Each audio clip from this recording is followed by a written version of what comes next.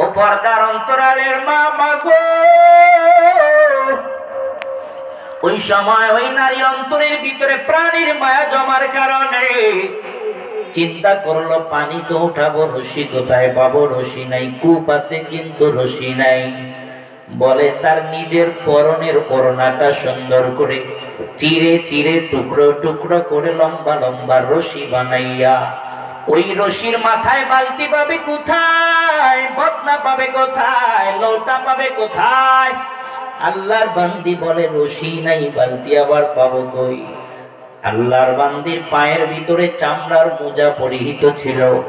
এই মোজাগুলা খুলে খুলে আল্লাহর বান্দি তার ওই করোনার কর্নারের ভিতরে পেঁচায়া কূপের ভিতরে দিয়ে কূপ থেকে পানি উঠায়া কুকুরের বাচ্চারে খাওয়ায়। কুকুরের বাচ্চা পুনরায় জান ফিরে পায়।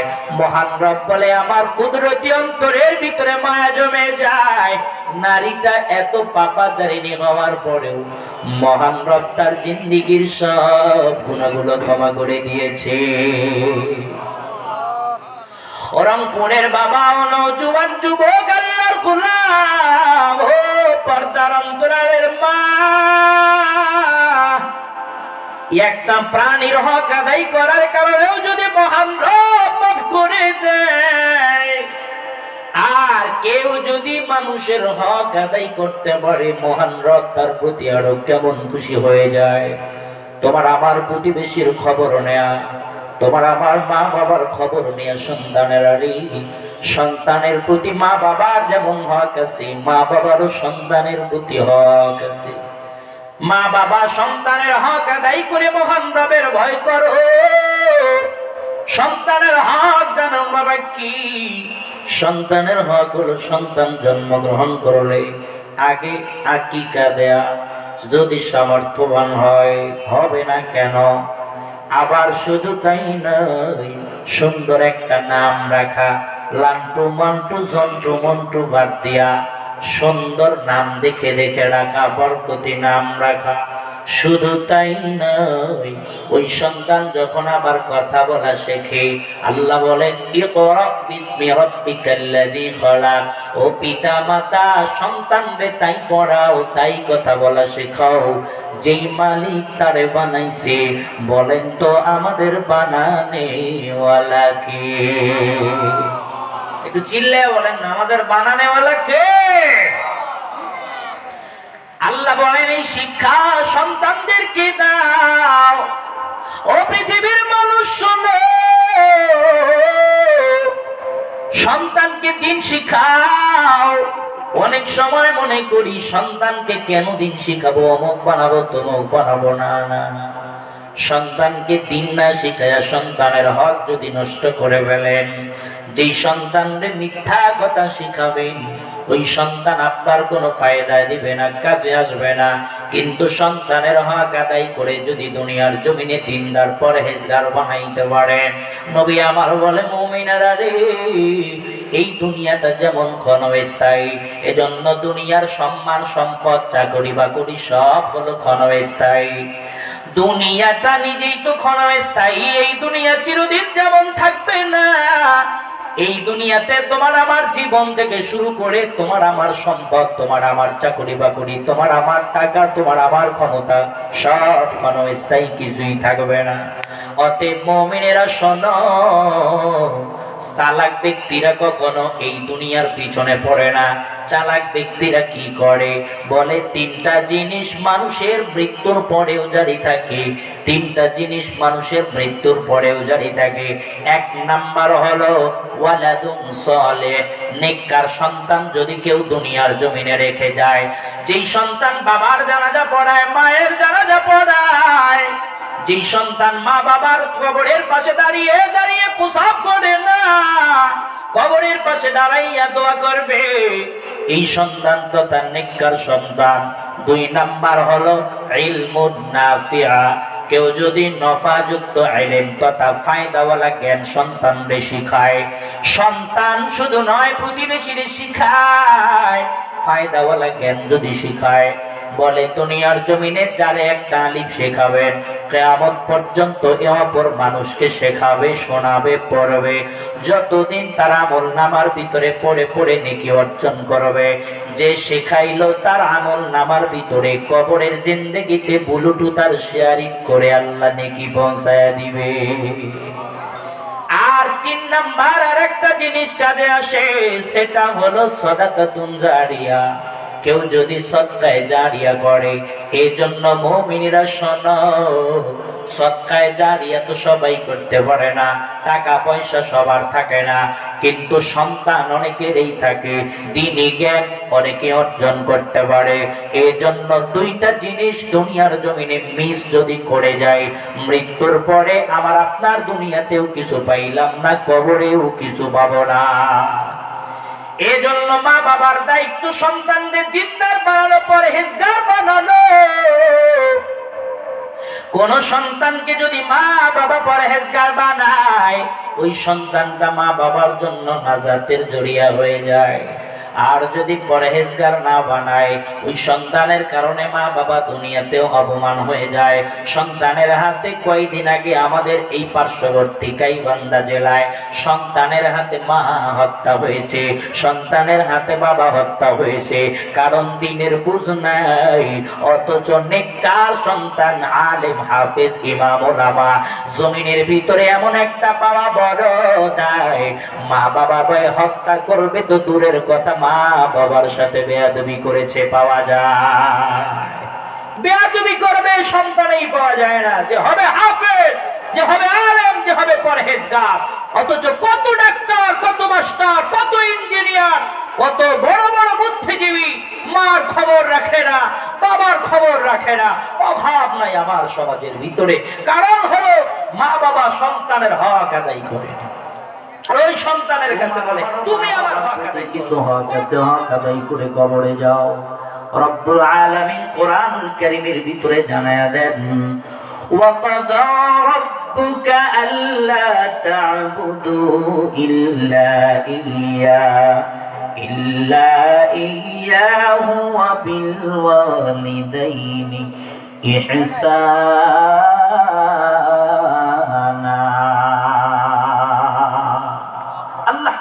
আমি রবের পরে তোমাদেরকে অর্ডার করলাম, রবের পরে যেমন কারো ইবাদত করবে না, তবে মা বাবার সাথে বেয়াদবি করিও না। সুবহানাল্লাহ বলেন, জোরে বলেন না সুবহানাল্লাহ। এই যুবকেরা উঠা যাবে না, হক বুঝে তারপরে বাড়ি যাবি।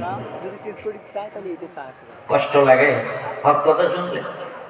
রবের পরে মা বাবার খেদমতের কথা কেন বলে জানেন? দুনিয়াতে এই যে হুজুর বললো না একটু আগে, আপনাদের এলাকার সুপরিচিত সাবেক অমুক মন্ত্রীর বাড়ির পাশে, তার মানে কি জানেন? মানে বড় মানুষের পাশে থাকলেও ভাবেই আলাদা। কথা কয় না কেন?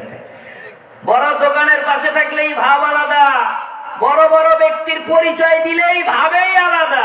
ওই মুমিনেরা শোনো, মহান রবের ইবাদতের পরেই যেই মায়ের, যেই বাবার কথা বলা হয়, বলেন তো সেই মা, সেই বাবার দাম কম না বেশি? একটু জোরে, কম না বেশি? মায়ের মনে কষ্ট দিবা না রে যুবক, বাবার মনে কষ্ট দিবা না।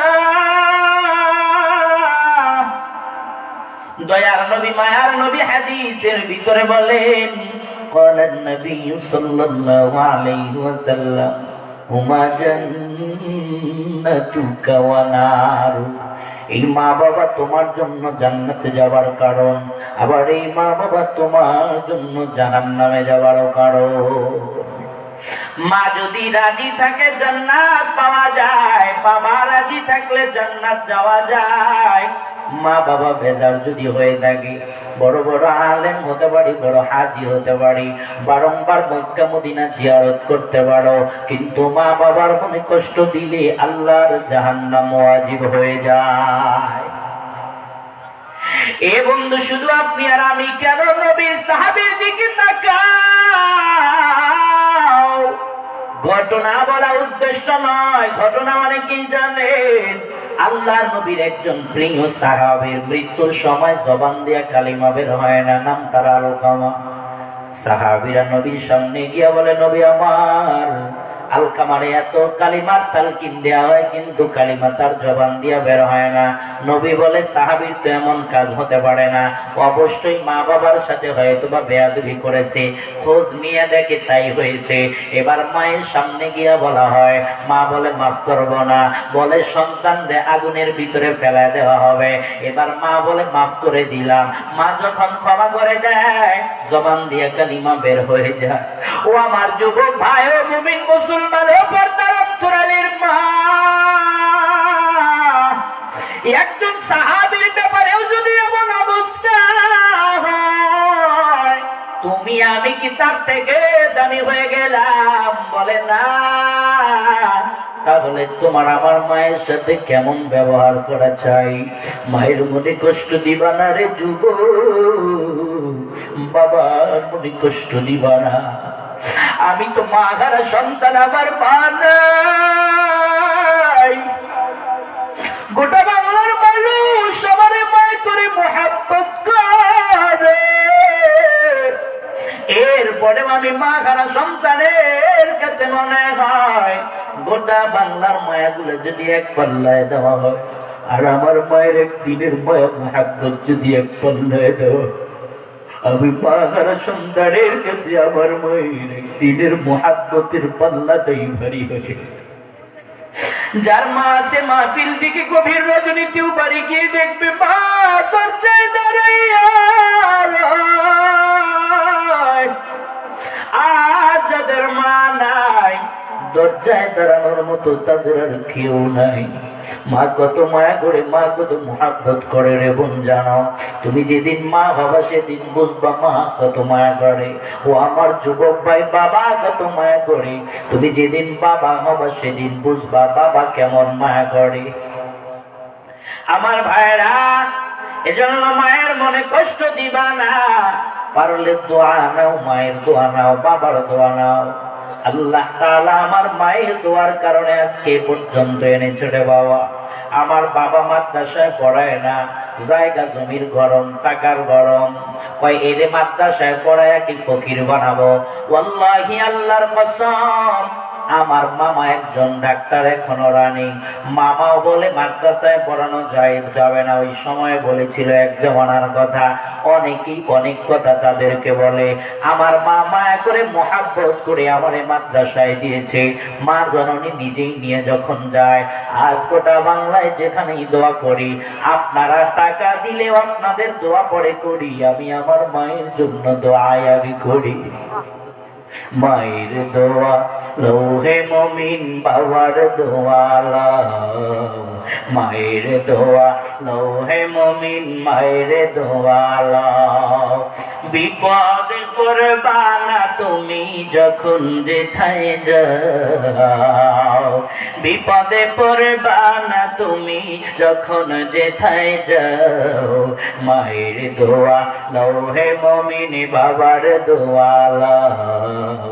মায়ের দোয়া লৌহে মমিন, বাবার দোয়া লাও। একটি গিলাস পানির ফলে বাইজিদেরই কোলে তুলে, একটি গিলাস পানির ফলে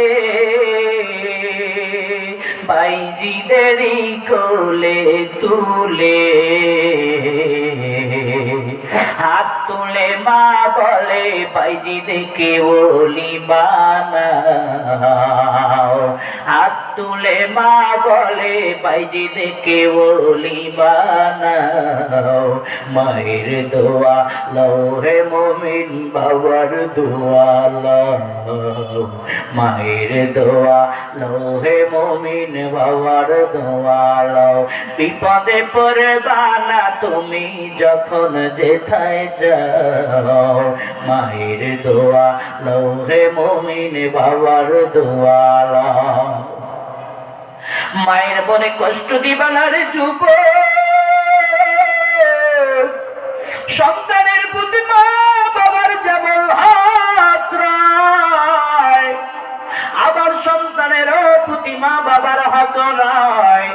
সন্তানেরা মায়ের মনে বাবার মনে যদি কষ্ট দিয়ে থাকো, মায়ের কাছে যাও, বাবার কাছে যাও, ক্ষমা নিয়ে যাও। অন্যথায় নবীর হাদিস বলে জান্নাতে যেতে পারবি না বাবা, জাহান্নামে যাও। এজন্য মায়ের কাছে ক্ষমা চাও, বাবার কাছে ক্ষমা চাও। বলতে পারেন হুজুর আজকেই ক্ষমা চাও। ক্ষমা যদি চাও, ক্ষমা চাওয়ারও কিছু কারণ আছে। আদবের সাথে ক্ষমা চাও, এবং যে অপরাধের কারণে ক্ষমা চাও ওই অপরাধ ত্যাগ করার নিয়তে ক্ষমা চাও, এবং যেই অপরাধের কারণে ক্ষমা চাও ওই অপরাধ যতদিন মা বাবা বেঁচে থাকবে ততদিন আর করবা না, এই দৃঢ় প্রতিজ্ঞা রেখে ক্ষমা চাও। অন্যথায় এমনিতেই গিয়ে যদি দাপট দেখায় ক্ষমা চান, 1000 বার ক্ষমা করলেও ক্ষমা হবে না। দাপট দেখায় ক্ষমা নয়। আশরাফ আলী থানভী রাহমাতুল্লাহি আলাইহি রচিত কিতাবের ভিতরে এসেছে, এক যুবক আজকের মতো কোন এক জায়গায় ইমামের কাছে বয়ান শুনেছে। আমি ছাত্র জামানা থেকেই যেমন এই হুজুরের ভক্ত, মেয়র মসজিদে অনেক দিন ছিলেন, এখন আপনাদের এই পাশের মসজিদে আছেন। বলে অনেক ভক্তরা অনেক হুজুরের কথা শোনার পরে আমল করে। ওই ছাত্র কিংবা ওই ভক্ত বলে হুজুর ওয়াজ করেছে তো আমি ওই ওয়াজটা শুনছি, এবার আমি আমল করব, মায়ের কাছে ক্ষমা চাবো, মা যদি ক্ষমা না করে আমি জান্নাত যাব না। এজন্য মায়ের কাছে ক্ষমা চাবো। চলে গেছে মার কাছে, গিয়া বলতেছে মা ক্ষমা করে দাও। যেই মারে লাঠি মাইরা বাসা থেকে বের করে দিছে ওই মা কি গিয়া বলতেছে মা ক্ষমা করে দাও। মা জননী বলছে না, তোর জিন্দেগিতেও ক্ষমা করব না। বলে কেন ক্ষমা করবা না? স্ত্রীর কথা শুনে আমারে বের করে দিয়েছো, আজকে ক্ষমা চাও, যাও তোমার স্ত্রীর কাছেই ক্ষমা চাও। বলে মা হুজুর বলেছে তুমি ক্ষমা না করলে জান্নাত যাবে না, এবার বল ক্ষমা করবি কিনা? ওই জিন্দেগিতে করবো না। তাই বলে হ্যাঁ তাই। এবার যুবক দৌড় দিয়েছে নিজের বাড়ির দিকে। বাড়ির ভিতরে যাওয়ার পর হাতের ভিতরে খড়ি চেরানো কুড়াল নিয়েছে। কুড়াল জিনে দরনারা বিশাল বড় কুড়াল নিয়ে মায়ের মাথার উপরে ধরছে, ক্ষমা করবি না মাথা ফাটাবি? মা কয় বাবা রে, বাড়ি থেকে তো মায়ের ভিতরে বের করে দিয়েছে, এবার কুড়াল মাথার উপরে ধরছো, ক্ষমা করবো নাকি কুড়ালের বাড়ি খাবো? আরে তোরে ক্ষমা তো 14 গোষ্ঠীরে ক্ষমা করে দিয়েছি। আচ্ছা বলেন তো, কুড়াল ধরে যদি বলে মা ক্ষমা করবি না মাথা ফাটাবি, আর মা যদি বলে তো 14 গোষ্ঠীরে ক্ষমা করে দিয়েছি, এই ক্ষমা কি ক্ষমা হবে? আস্তে কয়, একটু জোরে বলেন, আরো জোরে বলেন। এক মাহফিল থেকে আসার সময় দিনাজপুরে আমার এক বক্তা ভাইয়ের ঘটনা বলছে। আসার সময় রাস্তার মধ্যে চোর ধরছে, চোর ডাকাত ডাকাত। এখন কিন্তু এগুলো খুব বেশি হচ্ছে, চোর ডাকাত। ধরার পরে হুজুরকে বলছে, এখন একজন মুসল্লি আসছে, কয় হুজুর আপনি তো ওখানেই যাবেন শহরে, আমাকেও একটু নিয়ে যান গাড়িতে, আমি শহর থেকে অতিথি আসছি। বলে ঠিক আছে ওঠেন। তো ওনাকে আবার আটা ময়দা কিছু গ্রাম থেকে দিয়েছে, আটা ময়দা, শহরের মানুষ এগুলো পছন্দ করে, আটা ময়দা দিয়েছে। উনি বস্তা প্যাকেট করে নিয়েছে। গাড়িতে ওঠার পরে ডাকাত ধরার পরে দেখছে প্যান্ট শার্টটাই পরা, আগে ওনাকে ধরছে, মনে করছে টাকা পয়সা বেশি আছে। তো উনি বস্তা বের করে দিয়েছে, কয় বস্তায় কি আটা? কয় যা আছে সব দিয়ে দাও। একদম টাই প্যান্ট কোট সব নিয়েছে। একটু পরে বলতেছে আচ্ছা আমার গুলো নিয়েছেন ঠিক আছে, হুজুরেরটা নিয়েন না। তো কয় হুজুর কই? পিছনে এসে দেখে হুজুর সুন্দর পাগড়ি। তো বলে হুজুর আপনার তো আমিও ভক্ত, আপনার বয়ান শুনছি। তো তাই নাকি? বলে হ্যাঁ। ঠিক আছে তাহলে হুজুরকে ছেড়ে দাও। হুজুরের সব নিব, নিয়ে নিছে। এখন বলা হচ্ছে তাহলে সিমটা দাও আর ডায়েরিটা দাও। ব্যাগের ভিতরে একটা ডায়েরি আছে, ওই ডায়েরিতে ডেট লেখা থাকে, ডায়েরিটা দাও আর সিমটা দাও, বাকি সব তুমি নিয়ে নাও। তো বলতেছে হুজুর আপনার কথা কি না শুনে পারি, ডায়েরি দিব আর সিম দিব, একটা শর্ত আছে। কয় কি শর্ত? কয় কিয়ামতের ময়দানে বাকি জিনিসগুলোর ব্যাপারে আল্লাহর কাছে কোনো জবাবদিহি আমাকে করতে পারবে না, বাকিগুলো ক্ষমা করে দিতে হবে। এখন এই অবস্থায় বলেন তো আপনারা, ওরা ক্ষমা না করে কোনো বুদ্ধি আছে? যে তোরে বাকি জিন্দিগির ক্ষমতা, জিন্দিগিতে যতগুলা চুরি ডাকাতি করছো সবগুলার ব্যাপারে রবের কাছে প্রয়োজনে সুপারিশ করব, তোর যেন ক্ষমা করে, আমি ক্ষমা করে দিলাম ওদের জিম্মাদারি নিয়ে, তারপরে তুই আমার সিমার ডায়েরিটা দেয়। হুজুর এবার লাইনে আসছেন, এবার আস্তে করে সিমের ডায়েরি কোনা দিয়ে কয়েকজন বলে চলে যান। আচ্ছা বলেন তো এই ক্ষমা কি ক্ষমা হবে? কথা কয় না, একটু জোরে বলেন, আরো জোরে বলেন, এই ক্ষমা ক্ষমা হবে? ওই যুবকেরা, মায়ের কাছে গিয়ে ক্ষমা নিবি, বাবার কাছে গিয়ে ক্ষমা নিবি, রাগ করে নয়, ভদ্রতার সাথে ক্ষমা চাও। মার কাছে ক্ষমা চাও, বাবার কাছে ক্ষমা চাও। মা বাবা টাকা চায় না, পয়সা চায় না, মা বাবা মায়া করে একবার ডাক দিলে তোর জিন্দেগির দুষ্ত্রুটি ক্ষমা করে দিবি। কথা বলেন ঠিক কিনা? এজন্য হক আদায় করে ভয় করে। আপনাদের মনে হয় কষ্ট হচ্ছে, বয়ান এখনো শুরু করিনি, 12টা বাজছে। বাকি কথা বলবো না দোয়া করবো? সবাই বলে না বলবো? প্রয়োজনে মাইক বাহিরের বন্ধ করে দিয়ে করেন। আর মাইক কিসের বন্ধ? এই বাংলাদেশে কোরআনের মাহফিলের বিরুদ্ধে কথা বলবে এখনো এমন দুঃসাহস কেন আছে? কথা কয় না এরা, একটু জোরে বলেন না, এখনো কি এমন দুঃসাহস কারো আছে? মাহফিল কিসের 12টা, কিসের 12:30? বয়ান সবক যখন কোরআনের শেষ হবে তখন বন্ধ হবে। এতে কয়টা বাজে বাজবে? কথা বলে না কেন? একটু জোরে বলেন ঠিক কিনা? কষ্ট হয়। আবার ভাইরা তো বলতেছিলাম, হাক্কা তুকাতি, হক আদায় করে ভয় করো, ভয় করার মতো ভয় করো, এবং ওয়ালা তামুতুন্না ইল্লা ওয়া আনতুম মুসলিমুন, তুমি মুসলমান না হওয়া পর্যন্ত মৃত্যুবরণ করো না। ঈমানদারদেরকে বলে মুসলমান না হয়া মৃত্যুবরণ করো না। আমরা তো মনে করছি যে আমরা ঈমানদার, আমরা মুসলমান। প্রচুর ঈমানদারদেরকে বলে মুসলমান না হয়ে মৃত্যুবরণ করো না। তার মানে কি? নবী মুহাম্মদুর রাসূলুল্লাহ সাল্লাল্লাহু আলাইহি ওয়াসাল্লাম হাদিসের ভিতরে বলেছেন, একটা হাদিস আছে হাদিসের কিতাবের ভিতরে, তার নাম হলো হাদিসে জিবরিল। আমার বয়ান আপনাদের মুখস্থ আছে, কারণ আমার মুসল্লি দেখতেছি বেশি, আলহামদুলিল্লাহ। কোন ওয়াজ করবো সব জানে, বুঝার জন্য বলছি, শুধু উদাহরণ দিয়ে বলতেছেন। একজন নবী একদিন মসজিদে নববীতে বসে আছে, এমন সময় নবী পাকের সামনে এক আগন্তুক তথা মুসাফির চলে আসছে। মুসাফির আসার পরে নবীজির সামনে হাঁটু দুটো গেড়ে দিয়ে সুন্দর করে বসে গেছে। হাঁটু গেড়ে মানে জমিনের উপরে খুঁটি পুঁতছে এমন না, বলে তাশাহুদের শুরুতে বসে গেছে। বসার পরে ডানে বামে যে সাহাবীরা আছে, সাহাবীরা বলতেছে, পয়গম্বর এই লোকটাকে, এই লোকটারে তো চিনি না, না দেখেছি মক্কায়, না দেখেছি মদিনায়, আবার ইনি যে এই এলাকার লোক তাও না, আবার দূর থেকে যে আসছে সে চিহ্নও নেই। আগের জামানায় সফর করলে সফরের চিহ্ন পাওয়া যাইতো, কারণ আগের জামানায় হেলিকপ্টার ছিল না, এসি কার ছিল না, জোরে বলেন ঠিক কিনা? আগের জামানায় ঘোড়ার পিঠে মানুষ সাওয়ার করে যেত। তো বলতেছে লোকটার চেহারায় সফরেরও চিহ্ন নাই। তবে যাই হোক, লোকটা নবীর সামনে বসে বলে, নবী আমার, বলেন তোমার ঈমান, ঈমান কারে বলে? ও ঈমানদারেরা, ঈমান কারে বলে আজ আমরা অনেকে এটা জানি না, কিন্তু ঈমানদার দাবি করি। নবীকে বলতেছে মাল ঈমান। নবী বলে এই লোকটা সাধারণ কোন লোক নয়, এটা মানুষের শুরুতে আসছে, কিন্তু ইনি আল্লাহর ফেরেশতা জিবরিল। বলেন না সুবহানাল্লাহ। তো বলতেছে মাল ঈমান, ঈমান কারে বলে? এবার নবী সাল্লাল্লাহু আলাইহি ওয়াসাল্লাম শিখায়, শোনো, ঈমান হলো আমানতু বিল্লাহি ওয়া মালাইকাতিহি ওয়া কুতুবিহি ওয়া রুসুলিহি ওয়াল ইয়াউমিল আখির ওয়াল কদরি খাইরিহি ওয়া শাররিহি মিনাল্লাহি তাআলা ওয়াল বা'থি বা'দাল মাউত। ঈমান এই কয়টা কথার নাম। এক নাম্বার আমানতু বিল্লাহ, ঈমান আনতে হবে আল্লাহ তাআলার উপরে। দুই নাম্বার ওয়া মালাইকাতিহি, আল্লাহর ফেরেশতাদের উপরে। তিন নাম্বার ওয়া কুতুবিহি, আল্লাহর কিতাব সমূহের উপরে। ওয়া রুসুলিহি, আল্লাহর রাসূলগণের উপরে।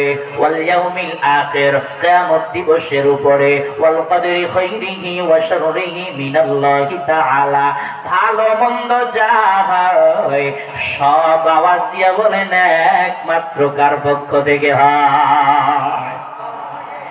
এরপরে নবী আমার বলেন ওয়াল বা'থি বা'দাল মাউত, মৃত্যুর পরে পুনরায় পুনরুজ্জীবিত হতে হবে। এই কথাগুলোর নাম হলো ঈমান। আর যারা এই কথাগুলোর উপরে ঈমান আনবে তাদের নাম হলো মুমিন। এই কথাগুলোর নাম হলো ঈমান। যারা এই কথাগুলোর উপরে ঈমান আনবে তাদের নাম হলো মুমিন। এবার লোকটা একটু পরে বলে, নবী আমার ঈমান তো শিখলাম, এবার বলেন তো আমার ইসলাম। ইসলাম করে বলে আল্লাহ নবী সরকারে দু আলম এবার শিখায়, শোনো। ইসলাম হলো 5টা ভিত্তির নাম। বুনিয়াল ইসলাম আলা খামসিন। ইসলাম হলো 5টা ভিত্তির নাম। 1 নাম্বার হলো কালিমা, 2 নাম্বার হলো নামাজ, 3 নাম্বার হলো রোজা, 4 নাম্বার যাকাত, 5 নাম্বার হলো হজ। বলেন তো ইসলামের ভিত্তি কয়টা? সবাই জানে কিন্তু মানে না। জোরে বলেন কয়টা? হয়নি, আরো জোরে। 1 নাম্বার কি? কালিমা। 1 নাম্বার কি? বলতে পারেন ইসলাম এত বড় একটা ধর্মের নাম, আর এত বড় ধর্মের ভিত্তিটা 1 নাম্বার কেমনে কালিমা হয়? এত ছোট জিনিস না। না, নবী আমার বলে কালিমা তোমার আমার কাছে ছোট মনে হলেও এর দাম কম নয়। নবী বলে ক্বালান নবী সাল্লাল্লাহু আলাইহি ওয়াসাল্লাম মান ক্বালা লা ইলাহা ইল্লাল্লাহ ফাদাখালাল জান্নাহ। নবী বলে যার জবানে তেলাওয়াত করবে লা ইলাহা ইল্লাল্লাহ, মৃত্যুর পরে সে আল্লাহর জান্নাতের ভিতরে যাবে। সুবহানাল্লাহ। বেঈমানেরা কোনদিন আল্লাহর জান্নাতে যাবে না, কিন্তু ঈমানদারেরা চিরদিন জাহান্নামেও থাকবে না। গুনাহের কারণে জাহান্নামের ভিতরেও গেলে ওই জাহান্নাম থেকে কোনো একদিন উঠাইয়া ঈমানদারদেরকে আল্লাহ তার জান্নাত দিয়ে দিবে। সুবহানাল্লাহ। 2 নাম্বার হলো নামাজ। কিন্তু আজ আমরা অনেকেই নামাজ পড়তে যাই না। বলেন তো যার নামাজ নাই তার কি ইসলাম আছে? একটু জোরে বলেন। ওই পূর্বের কথাগুলোর নাম হলো ঈমান। ওগুলোর উপরে বিশ্বাস করলে ঈমানদার হওয়া যায়, কিন্তু এই 5 কথার নাম হলো ইসলাম। এগুলোর উপরে বিশ্বাস করলেই মুসলমান হওয়া যায় না। এই 5 কথা যারা নিজের জীবনে বাস্তবায়ন করবে তাদের নাম হলো মুসলমান। সুবহানাল্লাহ বলে। যারা নিজের জীবনে বাস্তবায়ন করবে। কালিমা শুধু জবান দিয়ে তেলাওয়াত করলেই চলে না। অনেক হিন্দু বাবারাও কালিমা বলে না, না বলে। মুসলমানের থেকে হিন্দুরাই বেশি সালাম দেয়। তার মানে কি তারা মুসলমান হয়ে যায়? একটু জোরে বলেন না, হয়ে যায় না। তার মানে কালিমা জবানে তেলাওয়াত করতে হয়, অন্তরে বিশ্বাসও করতে হয়। নামাজ বিশ্বাসও করতে হয়, আদায়ও করতে হয়। কিন্তু অনেকেই বলে নামাজ পড়ি মনে মনে। যে বলবে নামাজ পড়ি মনে মনে, ওরে পায়রা চত্বরে বেঁধে রেখে বলবেন 5 দিন তুই খাইতে পারবি না, খাবি মনে মনে। মানুষের দেহটা হলো মাটির তৈরি, তাই দেহের খাবার হলো মাটি থেকে যেগুলো হয়, শাক সবজি ফলমূল। আর মানুষের রূহ হলো নবীকে আল্লাহ তাআলা বলেন কুলির রূহু মিন আমরি রাব্বি। ওগো নবী আপনি বলেন রূহ হলো রবের তৈরি, তাই রূহের খাবার হলো রবের হুকুম মানার মাধ্যমে হয়। সুবহানাল্লাহ বলে। এজন্য যে বলে নামাজ মনে মনে পড়লে হয়, তাকে বলবেন তুই খাবিও মনে মনে। ঠিক কিনা জোরে বলে। যার নামাজ নাই তার ইসলাম কথা কয় না, জোরে বলে। নামাজ শুধু মানলে চলে না, আদায় করতে হয় নামাজ। বলতে পারেন হুজুর নামাজ ওই চাচা, আজ যে সমাজের ভিতরে নামাজ পড়ে না তারা কিছুই মনে করি না। জেনা করলে জেনাখোর মনে করি, সুদ খাইলে সুদখোর মনে করি, ঘুষ খাইলে ঘুষখোর মনে করি, বেপরদায় চললে বেপরদা নারী মনে করি। অথচ যে নামাজ পড়ে না তারে কোনো অপরাধী মনে করি। একজন নবী আল্লাহর সাথে কথা বলতেছিলেন, মুসা কালিমুল্লাহ। ওই নবী একদিন আল্লাহর সাথে কথা বলতে যায়, তো এক নারী গিয়ে বলতেছে, ও নবী আল্লাহর সাথে তো কথা বলেন, আজকে একটু আমার ব্যাপারে কথা বলবেন। কি ব্যাপার? আল্লাহকে বলবেন আল্লাহ আমাকে মাফ করবে কিনা। এই তো বড় ক্যাডার রে, তোরে মাফ করবে কিনা, ব্যাপারটা কি? কি এমন অপরাধ করছো যে তোমার মাফ করবে কিনা জানতে ইচ্ছে হয়? বলতেছে আমি কি অপরাধ করছি এটা আপনাকে বলা যাবে না। নবী আমার বলে তাহলে তোমাকে মাফ করবে কিনা এটাও আমি আল্লাহকে বলবো না। দুনিয়ার ভিতরে দেখবেন সাদা কাগজে বাপের কাছে যদি ছেলেও সাইন চায় দেয়, বাকি ভাইদের জমি যদি আবার জাল করে নেয়, এমন আছে না নাই? বাপেই দেয় না, তো মুসা নবী বলে, আর তুমি এমনিতে বলবা, আমি আল্লাহকে বলবো তোমাকে মাফ করবে কিনা, এটা আমি বলতে পারবো না। আগে কি অপরাধ করছো তুমি এইটা বলো। বলে তাই? বলে হ্যাঁ তাই। এবার বলতেছে আমার অপরাধ হলো দুইটা। বলেন অপরাধ কয়টা? একটু জোরে বলেন। এক নাম্বার আমি হলাম জানি, তথা জেনা করেছি। ও পর্দার মায়েরা, এক নাম্বার আমি হলাম জানি, জেনা করেছি, জেনা। দুই নাম্বার আমি আবার হত্যাকারিনী, অর্থাৎ জেনার কারণে যে সন্তান গর্ভে আসছে এটারে হত্যা করেছি। কারণ ওর বাবাকে মানুষ বললে আমি জবাব দিব কি, এই জন্য হত্যা করছি। এখন তো বাবা ছাড়া সন্তান জন্মগ্রহণ করলে ওরা আরো ভাবেই আলাদা।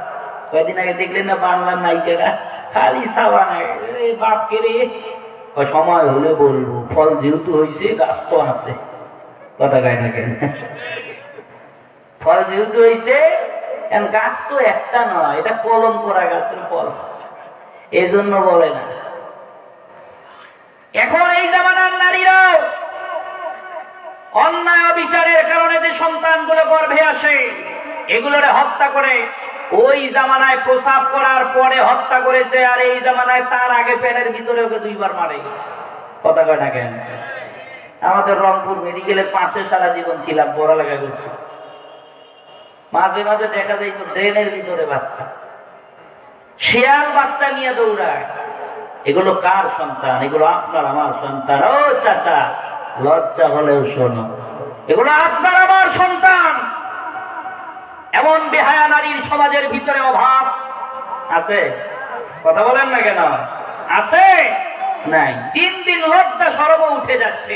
আল হায়া শুবাতুম মিনাল ঈমান, হায়া হলো ঈমানের অঙ্গ। এ হায়াজ নারীদের নাই। এক জামানা ছিল যেই জামানার নারীদের এত লজ্জা ছিল, বাপের বাড়ি অথবা শ্বশুর বাড়িও যদি যাইতো, গরুর গাড়ি হলেও সেটারে আমি বলি শাড়ি দিয়া মোড়াইতো, কথা বলেন না কেন? শাড়ি দিয়া মোড়াইতো যদি হইতো গরুর গাড়ি। এজন্য আল্লাহ কয় 2-4 হালি করে সন্তানের মা হয়, তারপরও পেট কাটানোর জন্য সিজার করা লাগে, কথা বলেন না কেন? লাগতো ওই জামানায়? লাগতো না। আর এই জামানার নারী কিসের গরুর গাড়ি মোড়াই দিয়া তারে শাড়ি? আহা, এ তো পড়াই জানে না শাড়ি, আল্লাহ জানে কোনটা পরে এটা শাড়ি না মশারি, কথা কয় না কে? সেন্ট্রাল রোডের দোকানে শাড়িগুলো খোঁজ করে দেখবেন একটু, শাড়ি না মশারি চেনাই যায় না, এগুলাও পরে। ওই জামানার নারীরা গরুর গাড়ি ঢাকতো, আজান যদি দিত মুয়াজ্জিনের আজানকে এত সম্মান করত, কাপড়ে আঁচল দিয়ে হলেও মাথা ঢাকতো। আর সেই মুয়াজ্জিনের আজান শুনে মাথা ঢাকবে তো দূরের কথা, 2024 সালে ডিজিটাল নারী গুদ্রি বাজারে ঢোকার পরে যদি ইমাম সাহেব মুয়াজ্জিনকে খতিব সাহেবকে যদি দেখে ও শাড়ি দিয়ে মাথা ঢাকবে তো দূরের কথা, এমন মারে ছক্কা, মুন্সি তুই চলি যা মক্কা, কথা কয় না কে? একটু জোরে কর। গুদ্রি বাজারে মুন্সি ঢুকলে ওর ইমান নিয়ে বের হইতে পারবে কিনা সন্দেহ আছে। আর ওই জামানার নারীরা কেমন ছিল? আর এই জামানার নারী, এ কারণেই তো আল্লাহ তাআলা বলে দেখো ওই জামানার নারীরা 4 হালি সন্তানের মা, তারপরেও সিজার করা লাগে না। আর এই জামানায় তো আবার স্লোগান দেয়, ওই 2টি সন্তান বেশি নয়, একটি হলে ভালো হয়, মনে হয় ওর বাপের বাড়ি সম্পদ খাওয়াবে শ্বশুরের বেটি, কথা কয় না কেন? একটু জোরে কোন ঠিক কিনা? একটি হলে ভালো হয়। আল্লাহ কয়ে দাঁড়া, ওই একটাও যদি হয় গরু ছাগলের মতো পেট ছিঁড়ে ছিঁড়ে বের করতে হয়। সিজার ছাড়া এখন বাচ্চা হয়, কথা কয় না? এটা জোরে কর না হয়। এখন নারীরা কয় হুজুর এটা কেন এত কয়? এজন্য বোরখাই পরবো এখন, বোরখা। এটা বোরকা না, এটার নাম কি? বোরখা। মান সম্মান সব শেষ করছে এই বোরখা। আগের জামানায় শাড়ি দিয়ে মাথা ঢাকতো, তোমার বোরখা পড়তে বলছে কে? বোরখা পড়ছে তো পড়ছে, এমন বোরখা পড়ছে ওরে মাশাআল্লাহ, ওর হাড় হাতি কল কত নাক বলতে সব দেখা যায়, কথা কয় না? এমন বোরখা আছে না নাই? এই বোরখা পরে রাস্তা দিয়ে যখন হাঁটে মনে হয় ব্যাং হাঁটতেছে, ব্যাং কুতুর কুতুর কুতুর কুতুর। ব্যাপারটা কি? তুমি হাঁটন সেখানে তোমাকে রাস্তাতে আসতে বলছে কে? রাস্তায় তো বকাটে যুবক পোলাপান আছে, তুমি তো অ্যাক্সিডেন্ট হয়ে যাবে। দোকানের 3 সাইড ঢাকিয়া ঝাঁপ খুলিয়া সেন্ট্রাল রোডের বড় বড় ব্যবসায়ী বাসায় গিয়া যদি ঘুমায়, যত সিসি ক্যামেরায় থাক, ঝাঁপ খোলা থাকলে সকালবেলা একটা মালও পাওয়া যাবে। কথা কয় না? পাওয়া যাবে। ওই মায়েরা, 3 সাইড এত সুন্দর করে ঢাকিয়া ঝাঁপ খোলা রাখছেন, আবার এই আটা ময়দা দিয়ে পর্দা খুঁজে পাওয়া যাবে? এরা পর্দার 12টা বাজাইছে। কে বলেছে বোরকা পড়তে? শাড়ি পড়ো, শাড়ির আঁচল দিয়ে রাখো। স্বামীদেরও দোষ আছে, স্বামীদের দোষ আছে না? প্রতিবেশীর হক আদায় করে এরা। স্বামীদের দোষ হলো আপনার স্ত্রীর জন্য আপনি ছায়া দিলেন, পেটিকোট দিলেন, ব্লাউজ দিলেন, সবই দিলেন, শাড়িও দিলেন, তো আপনার স্ত্রী যে নাভি আর মুখমণ্ডল ঢাকতেছে না, এই কাপড়টা কি তোর কপালে জোটে না? ভিক্ষা করে হলে প্রয়োজনে আর এক গজ থান কাপড় থেকে কিনে নিয়ে হলেও ওই শাড়িতে তালি দিয়া বলবে যে মুখমণ্ডল ঢাকো আর নাভি ঢাকো। আর যদি ওই জায়গার মালিক তুমি না হও তাহলে ঢাকতে বলবো না। এই খাস জায়গায় সেন্ট্রাল রোডেও খাস জায়গা আছে, এটাও কি যে আল্লাহ জানে, শুনছিলাম মাঝখানে এরকম মাঝে মাঝে খাস জায়গা আছে। খাস জায়গার মালিক কি কোনো ব্যবসায়ী নাকি সরকার? এজন্য ব্যবহার করে যা যখন হয় দরকার, কারণ ওইটার মালিক সরকার।